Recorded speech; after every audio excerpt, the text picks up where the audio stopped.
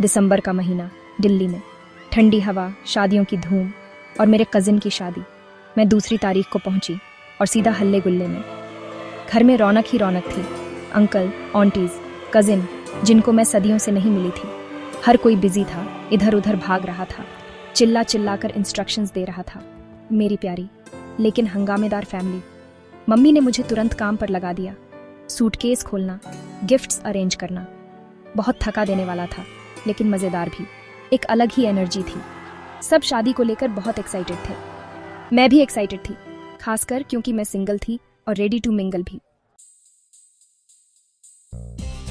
अगले कुछ दिन ऐसे ही फंक्शंस और रीति रिवाजों में निकल गए।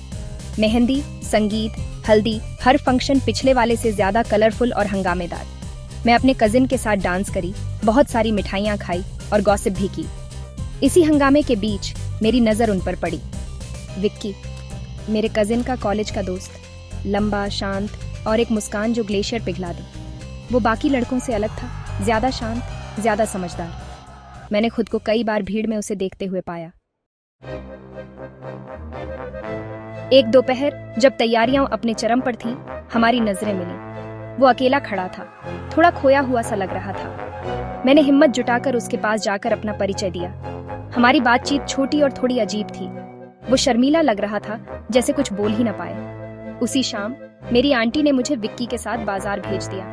हमें शादी के लिए कुछ आखिरी मिनट की सजावट का सामान लाना था। मैंने अपनी खुशी छुपाने की कोशिश की, लेकिन मेरा दिल जोरों से धड़क रहा था। आखिरकार उसे बेहतर तरीके से जानने का मौका मिल गया था।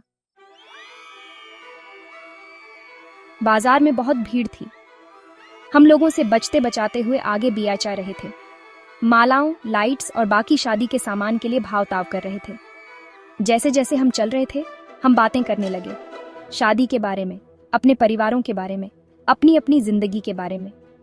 उसने मुझे अपनी नौकरी के बारे में बताया, फोटोग्राफी के अपने शौक के बारे में, दुनिया घूमने के अपने सपनों के बारे में। मैंने भी उसे लिखने का अपना शौक बताया, अपनी फैमिली के मज़ेदार किस्से सुनाए और स्टैंड अप कॉमेडी करने की अपनी छुपी हुई ख्वाहिश के बारे में भी बताया। हर हंसी और चोरी छिपे नजरें मिलाने के साथ अजीबता कम होती गई और उसकी जगह एक सुकून भरी पहचान ने ले ली। उस रात शादी की थकान के बाद मैं खुद को छत पर विक्की और कुछ कजिन के साथ पाया। हम थके हुए थे लेकिन खुश भी। हमारी हंसी रात की हवा में गूंज रही थी। हमने कहानियां साझा की, मजेदार गेम खेले और एक दूसरे से पुराने दोस्तों की तरह बातें की। जैसे जैसे रात ढलती गई और बाकी सब सोने चले गए, मैं और विक्की अकेले रह गए। हमने घंटों बातें की। हमारी बातचीत हल्की फुल्की मस्ती से लेकर दिल की गहरी बातों तक बहती रही। उसने मुझे अपनी असफलता के डर के बारे में बताया, अपनेपन की चाहत के बारे में बताया। मैंने भी अपनी असुरक्षाओं के बारे में बताया, किसी ऐसे इंसान को पाने के अपने सपने के बारे में बताया जो मुझे सचमुच समझे। जैसे ही सुबह की पहली किरण ने आसमान को रोशन किया, हमें एहसास हुआ कि हम पूरी रात बातें करते रहे थे। हम दोनों थके हुए थे लेकिन बहुत खुश भी। हमारे दिल एक नए कनेक्शन से भरे हुए थे। अलविदा कहने से पहले विक्की ने मुझसे पूछा कि क्या मैं कभी उसके साथ कॉफी पर जाना चाहूंगी। मैं मुस्कुरा दी। मेरा दिल खुशी से उछल रहा था। हाँ, जरूर, मैंने जवाब दिया। जैसे ही मैंने उसे जाते हुए देखा, मैं खुद को स्माइलने से न रोक सकी।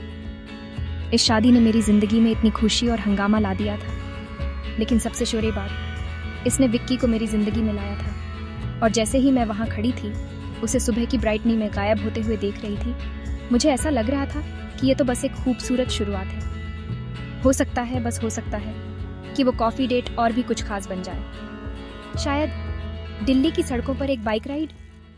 मुझे इसका इंतजार था।